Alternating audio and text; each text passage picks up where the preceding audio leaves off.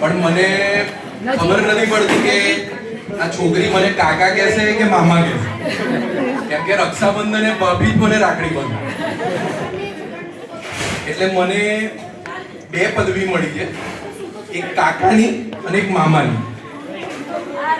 એટલે હું પહેલા તો ભાભીને થેન્ક યુ કહું છું, ભાઈ ભાભીને, જે અમારા કોકિલાબેન નવનીતલાલ સહપરિવારમાં આટલું સરસ ગિફ્ટ આપ્યું. આજે અમે બે ભાઈઓ, કાકાને પપ્પા બે ભાઈઓ, બધા ઘરમાં એવું કહેતા હતા કે છોકરો જ આવશે, પણ હું એક એવો હતો છેક સુધી અડીખમ હતો કે ના, અમારા ઘરે દીકરી જ આવશે. અને જ્યારે ડોક્ટરે સમાચાર આપ્યા કે ભાઈ દીકરી જન્મી છે, એટલે મને એટલો આનંદ થયો કે ભાઈ મેં જે માંગ્યું હતું ભગવાને એ જ મને આપ્યું.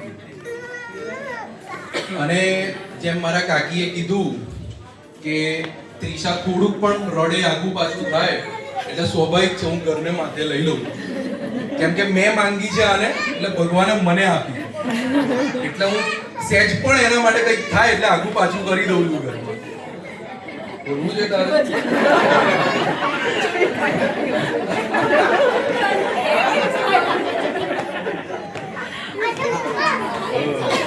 Thank you. ગોવિંદલાલ અમૃતલાલ શાહ પરિવારમાંથી પણ કોઈ લાગણી વ્યક્ત કરવી હોય, કાકા કાકી કોઈને પણ કઈ કેવું હોય તો ફોરમ ઓપન છે. આ સિવાય પણ અમારા સ્નેહીજનોમાં જે પણ લોકો આવ્યા છે આજે, આપને પણ કઈ કેવું હોય તો પ્લીઝ તમારા માટે સ્ટેજ ઓપન છે. થોડું કઈક બોલો એમ.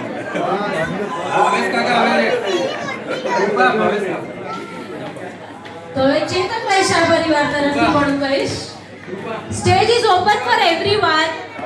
Stage is open four everyone.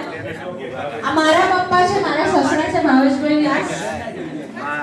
એમનો સ્વભાવ થોડો મજાકીયો છે, એટલે આ તમને હેડ્સ અપ. સૌને મારા નમસ્કાર. આ જે પ્રસંગ છે, બધા રજૂઆત કરી એ થોડીક આપણે થોડાક આમ મનમાં થોડા દુઃખી, થોડી આપણે લાગણી ઉભરાઈ આવી. અને આપણે થોડીક જુદી વાત કરી. આ જ્યારે આમંત્રણ આપવાનું હતું, ત્યારે મને આમંત્રણ આપવામાં આવ્યું ત્યારે એને કીધું કે મારી તો દીકરી બહુ ધમાલ કરે છે, બહુ નાની છે, બહુ લાગણી છે, આવી બધી વાતો મેં વ્યક્ત કરી. એટલે પછી એમણે મને કીધું કે આ તો મને તો ઘણી વખત રાત્રે મને ઊંઘ ઉડી જાય તો સપનામાં બી દીકરી દેખાય છે અને કંઈક વાત કરતી હોય એવું લાગે છે. એટલે એમને કીધું કે મને એક સપનું આવ્યું ને હું સ્કૂલે એને મેં દાખલ કરી દીધી. એટલે હવે સ્કૂલમાં જે બે દીકરીઓ નાના નાના છોકરા ભણતા હોય એટલે સ્વાભાવિક થોડું લડતા હોય. એટલે એને મને કીધું કે એટલે આ બધી વાતો મારીને જુદું વકીલ છું, વ્યવસાય ખોટું કદાચ બોલવું નહીં. તો એને મને કીધું એટલે મેં સાંભળ્યું કાકા કે મામા જે પણ હોય મારા તો કાકા બ્લિંકિટમાં છે,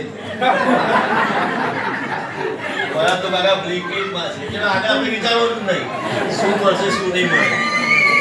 પછી આ બાળકોનો જે ઝઘડો છે થોડો થોડો આગળ વધતો જાય. એટલે પછી પાછું એટલે નાના છોકરાઓ જે રિસેસ પર કે શાંતિ જતા છુપાઈ જતા હોય તો પેલી એની બહેનપણી એને કહે છે કે જો બહુ છુપાઈ ના જતી ખોવાઈ જઈશ. તો કે મને ખોવાનો ડર નથી, મારા પપ્પાનો બિઝનેસ તો સીસીટીવી કેમેરા. એટલે આ પરિવારના કુટુંબ કેટલો સુખી પરિવાર. આપણે વિચારવાનું કે આપણી દીકરી જે છે કેટલી આનંદી, કેટલી આમ નસીબદાર છે. પછી એક દિવસ સ્કૂલમાં કિંમતી વસ્તુ પહેરીને ગઈ, નાનું સોનાની બધી વસ્તુ પહેરીને ગઈ. એની ટીચર કહે છે કે જો સાચવીને આવવાનું, દાગીના સ્કૂલમાં પહેરીને નહીં આવવાનું. તો કહે છે મને ચિંતા નથી, મારા કોઈ ફુવા તો તરીસવાળા છે. આ સાથે હું શુભેચ્છાઓ પાઠવું છું.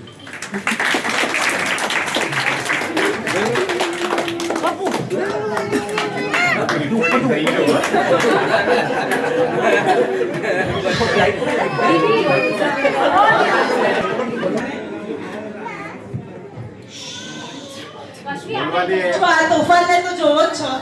આ અમારા ઘરનું પહેલું તોફાન છે. અને અવિશા માટે એટલું જ કહીશ કે જ્યારે પણ મને જરૂર પડે એ છોકરી હંમેશા મારી સાથે રહી છે. અને કશ્મીને એને પોતાની છોકરીની જેમ પ્રેમ કર્યો